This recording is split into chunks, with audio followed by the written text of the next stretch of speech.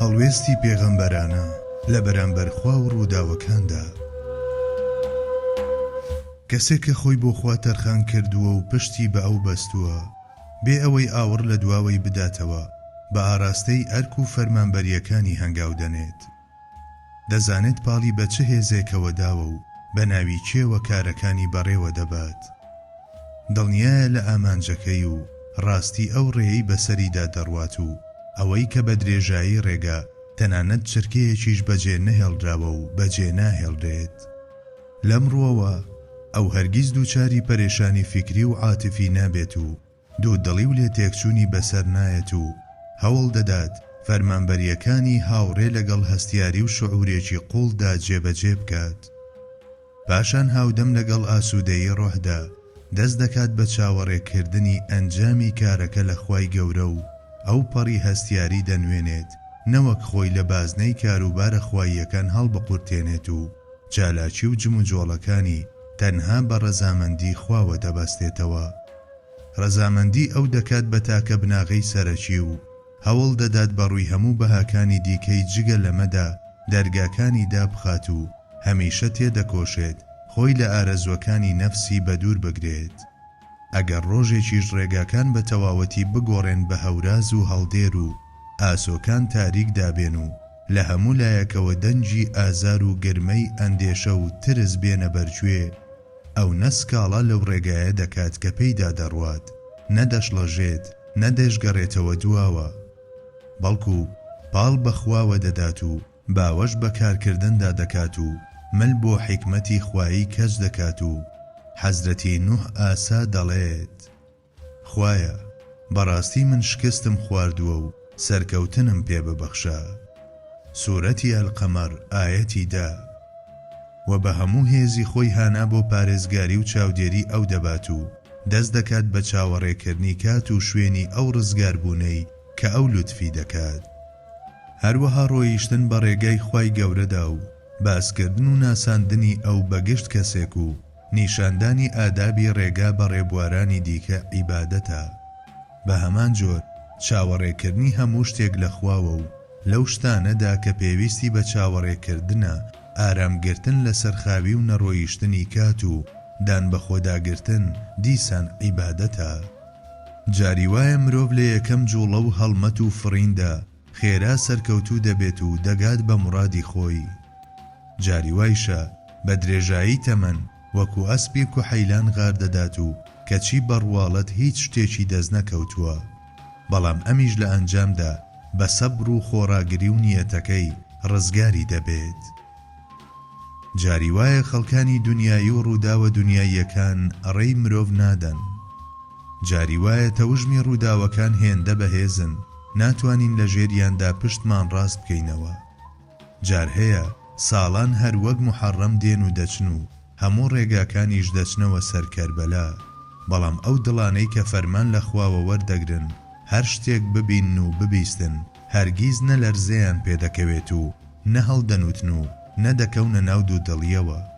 هەموو ڕووداوێک وەک کردارێکی ئیرادەی پیرۆزی خوایی دەبین و هەر شتێک بەسەریان بێت بە تاقیکردنەوە ئەژماری دەکەن و بە تەوەککول و تەسلیم بوون پێشوازی لە تاقیکردنەوەکان دەکەن و وانەی مرۆڤایەتی فێری ئەو نەزانانە دەکەن کە وەک چەتە ڕێیان پێدەگرن و هەموو هەڵسوکەوت و ڕەفتارێکیان لە چوارچێوەی گونجان لەگەڵ فەرمانە خواییەکاندا هەڵدەسەنجێن و چاوێکیان لەسەر کردارەکانی خۆیانە و بە چاوەکەی دیکەشیان چاودێری ئەو دەرگا پیرۆزە دەکەن و بەرەو ئەو ئامانجە هەرە مەزنە دەڕۆن و تەنانەت خەیاڵەکانیشیان دەپارێزن لە بیرکردنەوە ناپاک و نامۆکان.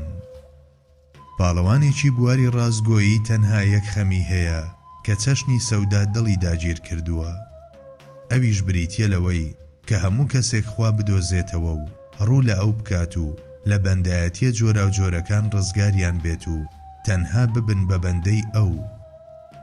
بێوچان و ماندووبوون کوچە و کۆڵانەکان تێی دەکات و دەنگ و هەناسەکانی تەرجمانی ناودڵین و هاودەم لەگەڵ ئوسلوبێکدا کە بێگومان لەلایەن هەموو کەسێکەوە قبول دەکرێت هەمیشە دەناڵێنێت. بەدەم ناڵینەوە ڕێی لە هەر کەسێک بکەوێت دەڵێت: ئەی گەل و هۆزم، ئێوە هەرخوا بپەرستن، چونکە جگە لەو زاتە خوایەکی ترتان نییە. بەڕاستی من دەترسم لە ڕۆژێکی گەورەدا تووشی بەڵاو سزایەکی زۆر سەخت ببن. سوورەتی ئەلعراف ئایەتی 59. ئەمە تەنها چەندانەیە کە لە نەواو ناڵینەکانی حەزرەتی نوح. ئەی گەل و عەشیرەتم، هەرخوا بپەرستن، چونکە جگە لەو زاتە خوایەکی ترتان نییە. ئایا ئێوە لە خوا ناترسن؟ سوورەتی ئەلعراف ئایەتی 65. ئەمەش هاوارەکانی حەزرەتی هودە. بەڕاستی دڵنیابن کە من فرستادەیەکی ئەمین و دڵسۆزم بۆتان، کەوا بوو لە خوا بترسن و فەرمانبەرداری من بکەن. من داوای هیچ جۆرە پاداشتێکتان لێ ناکەم لەسەری. من تەنها پاداشتی خۆم لە پەروەردگاری جیهانەکان دەخوازم. سوورەتی ئەلشوعەرا ئایەتی 107-109. ئەم گفتارە پڕ لە دڵسۆزیەش بریتیە لە وتەی هاوبەشی هەموو ئەو ڕۆحانەی کە خۆیان بۆ خزمەتکردنی ڕێگەی حەق تەرخان کردووە. ئەم گفتارانە دەردەبڕێت و هەموو کاتێک نەغمەکانی دڵی ڕادەگەیەنێت یان دەچێت بەدەم ئەوانەی کە ڕایان گەیاندووە. دەچێت و بە نرکە و ناڵەوە دەڵێت: لەو پەڕی شارەوە پیاوێکی ئیماندار بەپەلە بە گورج و گۆڵی هاتووتی: ئەی قەوم و هۆزم، ئەم پێغەمبەرانە ڕاز دەکەن، ئەم فرستادانە ڕاز دەڵێن، شوێنیان بکەون، بڕوایان پێ بکەن، ئیمانیان پێ بهێنن، شوێنی ئەو کەسانە بکەون کە پاداشت و کرێتان لێ داوا ناکەن. ئەوانە هیدایەت دراون و لەسەر بەرنامەیەکی ڕاست و دروستن. جا ئەوە بۆچی من ئەو زاتە نەپەرستم کە بەدی هێناوم؟ ئێوەش خەڵچینە، هەر بۆ لای ئەو دەبرێنەوە. ئایا ڕەوایە لە جیاتی خوا چەند پەرستراوێکی تر بۆ خۆم بڕیار بدەم کە هیچیان بەدەست نییە؟ خۆ ئەگەر خوای میهرەبان بیەوێت تووشی ناخۆشیەکم بکات، تکاو پاڕانەوەی ئەو پەرستراوانە هیچ سوودێکم پێ ناگەێن و فریام ناکەون و ڕزگارم ناکەن. بێگومان من ئەگەر شتی وا بکەم، ئەو کاتە من لە گومڕاییەکی ئاشکرا دەبم. بەڕاستی من بڕیارم داوە کە ئیمان بە پەروەردگارتان بهێنم، با چاک گوێتان لێبێت. بۆیە پێی وتراوە: فەرموو بۆ ناو بەهەشت.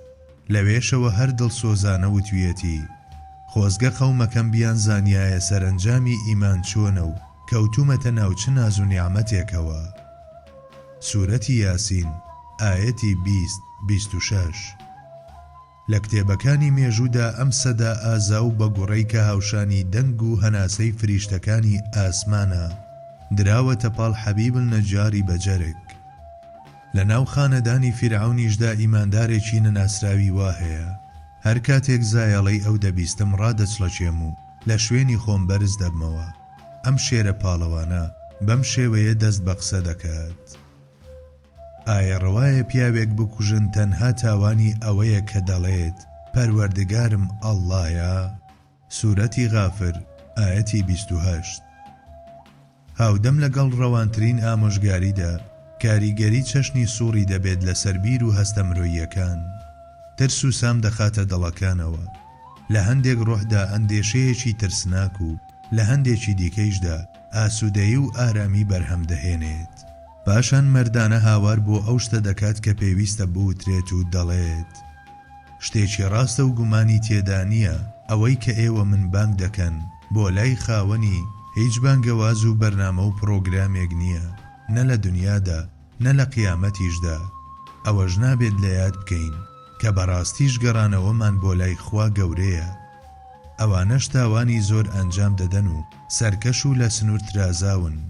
ئەوانە نیشتەجێی دۆزەخن. جا لە ئایندەدا ڕۆژێک دێت ئەم قسانەی منتان بێتەوە یاد. ئێستا کەش من خۆم و کار و بارەکانم دەدەمە دەستخوا و پشت بەو دەبەستم، چونکە بێگومان خوا بینایە بە بەندەکانی. سوورەتی غافر ئایەتی 43-44. و بەم وتانە قسەکانی کۆتایی پێدەهێنێت. ئەو مرۆڤانەی کە خاوەنی ورە و ئیرادە بوون هەمیشە دامەزرا و جێگیر بوون بەرامبەر بە حەشاماتە بێڕێز و لە خۆبایی و خۆپەرست و دڕندە و ڕقاستور و لە سنوور دەرچوو نەفرەتکارەکان.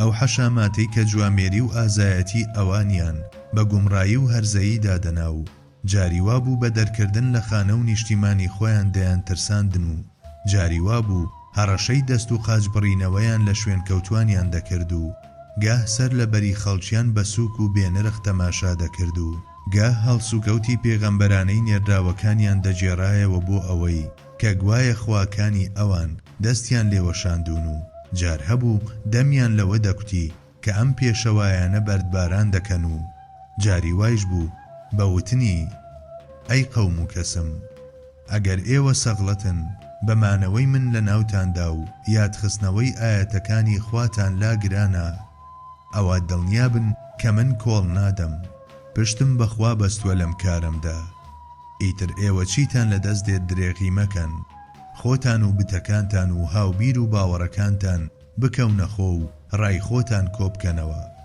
پاشان بە ئاشکرا چی دەکەن بیکەن هەرچیان لەدەست دێت دژ بە من ئەنجامی بدەن منەتتان نەبێت مۆڵەتم مەدەن. سورەتی ئیبراهیم ئایەتی 10. ئەم هەڵوێست و دەنگەنە بەردەهی پێغەمبەری تۆفان حەزرەتی نوحە. بەڕاستی ئێمە درۆمان بە ناوی خواوە هەڵبەستووە. ئەگەر پەشیمان ببینەوە و بگەڕینەوە ناو ئاینەکەی ئێوە دوای ئەوەی کە خوا لە دەست ئەو خورافاتە ڕزگاری کردین ئێمە بۆمان نییە بگەڕینەوە بۆ ناو ئاینی ئێوە مەگەر ویستی خوای پەروەردگارمانی لەسەر بێت. زانست و زانیاری پەروەردگارمان فراوانە و هەموو شتێکی گرتووەتەوە. هەر بەخوا پشت و پەنامان بەستووە. پەروەردگارە خۆت داوەری بکە لەسەر بنچینەی حەق و ڕاستی لە نێوان ئێمە و قەوم و گەلماندا چونکە تۆ چاکترینی دادوەرانی. سورەتی یونس ئایەتی 71. ئەم سنگ دەرپەڕاندنە هی وتاربێژی پێغەمبەران حەزرەتی شوعەیبە. هود وتی دەی من بەڕاستی خوا دەکەم بەشایەت و ئێوەش بەشایەت بن کە بێگومان من بەریم لەوەی ئێوە دەیکەنە شەریک و هاوڵ بۆ خوا. جگە لە خوا خۆتان بە پەرستراوەکانتانەوە فێڵ و پیلانم لێ بکەن هەر هەمووتان.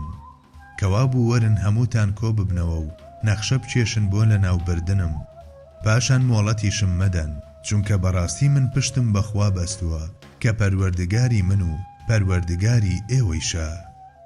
سورەتی ئەلعراف ئایەتی 89. ئەمەش ڕەنگدانەوەی ڕەفتارەکانی حەزرەتی هودە. ئەی قەوم و خزمەکانم هەواڵم بدەنێ ئەگەر منتان بینی و بۆتان دەرکەوت کە لەسەر بەرنامەیەکی ڕێک و ڕۆشنم لەلایەن پەروەردگارمەوە و هەر لەلایەن خۆی شێوە ڕزق و ڕۆزی جوان و باشی داومەتێ منیش نامەوێت قەدەغەی شتێکتان لێ بکەم کەچی خۆم وەک ئێوە نەکەم چی بە ئێوە بگەێنم خۆم لە پێشدا ئەنجامی دەدەم. من هیچم ناوێت تەنها چاکسازی نەبێت. بە گوێرەی توانام ڕێکخستنی کارم بەدەستی کەس نییە بەدەستی خوا نەبێت. پشت و پەنام هەر بەو بەستووە و هەر بۆ لای ئەویش دەگەڕێمەوە. سورەتی هود ئایەتی 54-56. ئەمەش ئاگادارکردنەوەیەکی حەزرەتی شوعەیبە و نمونەی ڕەوانبێژیە.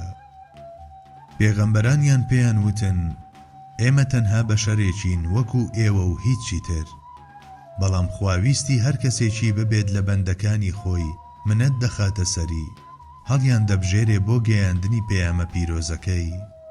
ئێمە بۆمان نەبووە هیچ بەڵگە و موعجیزەیەکتان بۆ بهێنین مەگەر بەویست و مۆڵەتی خوا نەبێت. دەبا ئەوانەی کە ئیماندارن هەر پشت بەخوا ببەستن. جا ئەوە چیمان هەیە ئێمە ئەگەر پشت بە پەروەردگاری مەزن نەبەستین لە کاتێکدا کە بەڕاستی ئەو زاتە هیدایەت و ڕێنمۆیی کردوین بۆ هەموو ڕێگە و ڕێبازێکی چاک و بەسوود مەرج بێت لە بەرامبەر ئەو هەموو نەخۆشی و ئازارەوە کە ئێوە بۆ ئێمەتان پێشێنە. خۆگر و بە ئارام بین. دەبا ئەوانەی کە پشتیوانیان پێویستە هەر پشت بەخوا ببەستن. سورەتی هود ئایەتی 88. ئەمەش تەنها بەشێکە لە هەڵوێستی بەرزی پێغەمبەرە مەزنەکانی وەک حەزرەتی نوح و هود و ساڵح. پەروەردگارە هەر پشتمان بە تۆ بەستووە و هەر بۆ لای تۆش گەڕاوینەتەوە سەرنجامیش هەر بۆ لای تۆیە. پەروەردگارە مەمان کە بە مایەی گومڕایی بۆ ئەوانەی بێباوەڕ بوون لێشمان خۆش بە پەروەردگارمان بەڕاستی هەر تۆ خوایەکی باڵادەست و دانایت. سورەتی ئیبراهیم ئاەتی 11 و 12 ئەمەش چەپکێک پێیامە دەربارەی تەوەکل لە حەزرەتی ئیبراهیمەوە پێشکەشە بە ڕێبوارانی ڕێگای حەق. کاتێکیش فەرمانبەری بانگەواز دۆخێکی وای وەرگرت کە چیدی مرۆڤ ناتوانێت بەرگەی بگرێت، بە هەموو بوونیان ڕوویان لەخوا کرد و وتیان: پەروەردگارە، هەر پشتمان بە تۆ بەستووە و هەر بۆ لای تۆش گەڕاوینەتەوە، سەرنجامیش هەر بۆ لای تۆیە. پەروەردگارە، مەمان کە بە مایەی گومڕایی بۆ ئەوانی بێباوەڕ بوون، لێشمان خۆش بە پەروەردگارمان، بەڕاستی هەر تۆ خوایەکی باڵا دەست و دانایت. لە ڕاستیدا هەموو ئەم مرۆڤانەی کە ئیرادەیان بەهێز و هەڵوێستیشیان لە جێی خۆیدا بووە، هەمیشە بە دوای هەمان ئەنجام داوێڵ بوون و بە هەمان ئاراستە جوڵاون و ڕێزیان لە هەمان بەها گرتووە، لە هەست و بیر و هەڵسو کەوتەکانیاندا هەمان شت نمایانە و لە پەیامەکانیشیاندا هەمان داوا و بانکێشت بەرچاو دەکەوێت. هەرچەندە ئەم پێغەمبەرانە لە کات و سەردەم و شوێنی جیاوازدا دەرکەوتون، بەڵام بە ئاشکرا دەردەکەوێت کە هەمویان نوێنەر و جێبەجێکاری هەمان ئەرک و فەرمانبەرین. دیارترین فەرمانبەری ئەمانە بریتیە لەوەی کە لەسەر جەم چالاکی و هەڵسوکەوتەکانیاندا ڕەچاوی ڕەزامەندی خوای گەورەیان کردووە و لە خەباتیشیاندا تەنها پشتیان بەتوانە و چاودێری ئەو بەستووە و هانایان بۆ پارێزگاری ئەو بردووە و بە ناوی ئەوەوە کاروباریان ڕاپەڕاندووە. هەرچی سەرەکی ئەم مرۆڤە پیرۆزانەیشە بریتیە لە ڕزگارکردنی مرۆڤەکان لە تاریکیەکانی گومڕایی و کوفر و گەیاندنیان بە ڕووناکی ئیمان، بێدارکردنەوەی ڕۆحەکان و ناساندنی خوا بە دڵەکان، ڕەوانەوەی گومان و دوودڵیەکان بەوەی کە ئەم دی و ئەو دی و پەردەی بوونەوەرانیان پیشانی زیهنەکان داوە، هێندە نووریان پڕژاندووە بەسەر ڕوخساری بووندا تا وەک پەڕاوێک بخوێنرێتەوە و چەشنی پێشانگایەکی شتە سەرسوڕهێنەرەکان تەماشا بکرێت و مانەندی بەرهەمێکی هونەری ڕاوەی بۆ بکرێت و وێنە بکرێت.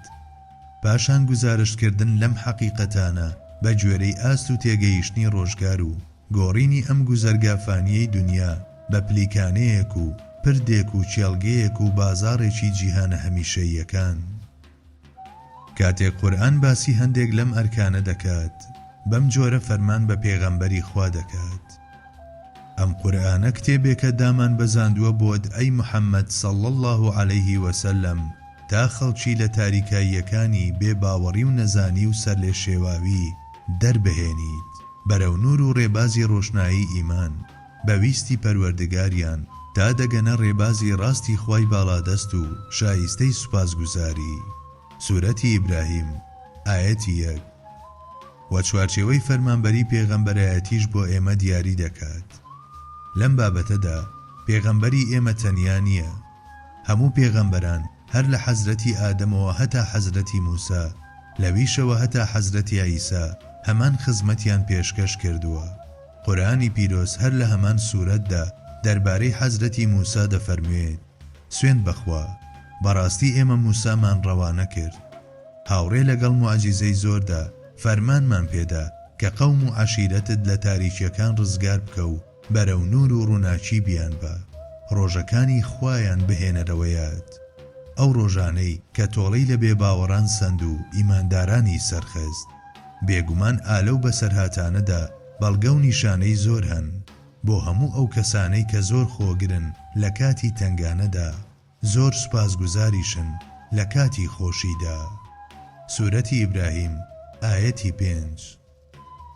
گەرچی نوێنەرانی ئەم فەرمانبەریە مەزنەی کە پێویستی بە هەستێکی بەرپرسیارەتی جددی و ئیرادەیەکی پتە و کەسایەتیەکی بەهێز هەیە، ئەوانیش هەروەک ئێمە مرۆڤ بوون، بەڵام ئەوان مرۆڤانێکی جیاوازی وا بوون کە خاوەنی هیممەت و ئیمان بوون و هەتا بڵی ڕاست و دروست و ئەو پەڕی ئەمین و هەمیشە لە خەیاڵی ئەرکەکەیاندا بوون و لە بەدەستێنانی ڕەزامەندی خوای گەورەدا هەڵپەیەکی بێسنووریان نواندووە و بەرامبەر بە گوناهەکانیش هەمیشە خۆڕاگر و دامەزراو بوون و بانگکردنی مرۆڤەکانیش بۆ لای خوای گەورە وەک خویەک و خولیایەکی لێ هاتبوو لە سروشتیاندا. بێوچان و بێوەستان بەرەو ڕێنمایی خەڵک ڕایان دەکرد و هەموو کاتێک بەو پەڕی چێژەوە ئەرکەکانیان جێبەجێ دەکرد و بێزاربوون و ماندووبوونیان نەدەناسی و لەپاڵ ئەوەدا کە بەو پەڕی هەستیاریەوە ئەرچی سەرشانیان ڕادەپەڕاند لە هەمان کاتدا خۆیان لە کاروبارە خواییەکان هەڵ نەدەقورتاند و خۆیان بە حسابکردنی ئەنجامەکانەوە سەرقاڵ نەدەکرد و تەنها و تەنها چاوەڕێی ڕووتێکردنی خوایی بوون. دەیانزانی کە هیدایەت و گومڕاییش لەلایەن خواوەیە، لەگەڵ دانان بە کاریگەری ئیرادەی مرۆڤدا وەک هۆکارێکی هەندەچی و ژوێرەیی و هەموو فەرمان و بڕیارێکیان دەژێڕایەوە بۆ خوا و هەزاران جار لە بەرامبەر قەزا و قەدەری خواییدا ملکەج بوون. ئەمانە لە بەرامبەر ئەو پەڕی ڕەچاوکردنی بابەتە نەقلی و تەشریعیەکاندا تا بڵی هەستیار بوون بەرامبەر بە فەرمانە تەکوینیەکان. ئەمانە هەم لە بەرامبەر قورئان و گەردووندا و هەم لە بەرامبەر گوێگرەکانیان و خوای خۆیاندا خاوەنی هەڵوێستێکی دروست و دامەزراو بوون. ئەمەش هەڵوێستێکی تایبەتە بە هەڵبژێردراوەکان و ئەم مرۆڤە هەڵبژێردراوانە هیممەتیان ئەوەندە بەرزە کە نەبەوەی دەستیان کەوتووە واز دەهێنن، نەبەوەی لە دەستیان چووە دەکەونە داوی نائومێدی و شڵەژانەوە. سەرکەوتنەکان بەهی خوا دەزانن و شکستەکانیش دەدەنە پاڵ نەفسی خۆیان و هەمیشە ڕێک و ڕاز دەڕۆن و هەوڵ دەدەن لا نەدەن. خۆ ئەگەر هەژانێکی کەمیش ڕوو بدات خێرا ڕاز دەبنەوە و لە ڕۆیشتن بەردەوام دەبن. نە بە قازانجە دنیاییەکان دڵخۆش دەکەن و لە خۆیان بائی دەبن، نەبەوەی لە دەستیان چووە خەم و پەژارە دایان دەگرێت. هەموو مەسەریەتەکان لە خواوە دەبین و لەلایەک لە ترسی ئەگەری تاقیکرانەوە هەڵدەلەرزن و لەلایەکی دیکەشەوە هەموو چاکە و جوانیەکان بەوەوە دەبەستنەوە و هەمیشە لە حزوری شکۆداری ئەودا بەو پەڕی ڕێزەوە دەوەستن. لە بەرامبەر ئەم هەڵوێستە توند و تۆڵەی ئەم کەسە هەڵبژاردانەدا خوای گەورەش هەرگیز بە تەنها جێیان ناهێڵێت. لە دنیادا بە سەرکەوتن پشگیریان لێ دەکات و شەرەفمەندیان دەکات بە وەرگرتنی ناونیشانی میراتگرانی زەوی و لە ئاخیرەتیشدا دەیانکات بە دانیشتوانی فیردەوسی باڵا. ئەمەش شایەت. ولقد كتبنا في الزبور من بعد الذكر أن الأرض يرثها عبادي الصالحون. سوێن بەخوا بەڕاستی ئێمە لە کتێبی زەبوردا دوای تەورات بڕیارمان داوەکە بێگومان بەندەشیا و چاکەکان دەبنە خاوەنی زەوی. سورەتی ئەلئەنبیا ئایەتی 105. أولئك هم الوارثون الذين يرثون الفردوس هم فيها خالدون. ئەوانە میراتگران و خاوەنی بەهەشتن، ئەوانە دەبنە خاوەنی بەهەشتی فیردەوس و بۆ هەمیشە ژیانی نەبراوەی تێدا دەبەنە سەر. سورەتی ئەلمؤمینون ئایەتی 10 و 11. لەبەرەوەی دینەمۆی ناوەکی و کار و فەرمانبەری ئەم باڵا بەرزانە هێندە فراوانە کە چوارچێوەی ئەم وتارە دەبەزێنێت و پێویستە سەر بەخۆ تاوتوێ بکرێت. ئەوە لێرەدا بەوەندە کۆتایی بە باسەکە دەهێنین.